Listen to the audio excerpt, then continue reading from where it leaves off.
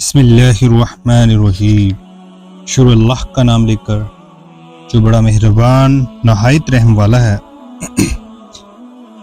اللہ علیہ وسلم نے فرمایا، جس نے کسی مومن کو جان بوجھ کر قتل کیا اسے مقتول کے وارثوں کے حوالے کیا جائے گا۔ اگر وہ چاہیں تو اسے قتل کر دیں اور چاہیں تو اس سے دیت لیں۔ دیت کی مقدار 30 حقہ، 3 جزا اور 40 خلفہ ہے، اور جس چیز پر وارث مصالحت کر لیں وہ ان کے لیے ہے، اور یہ دیت کے سلسلے میں سختی کی وجہ سے ہے۔ جامع ترمذی حدیث نمبر 1387۔ یہ حدیث حسن ہے۔ عبداللہ بن عباس رضی اللہ عنہما سے روایت ہے کہ نبی اکرم صلی اللہ علیہ وسلم نے دیت 12,000 درہم مقرر کی۔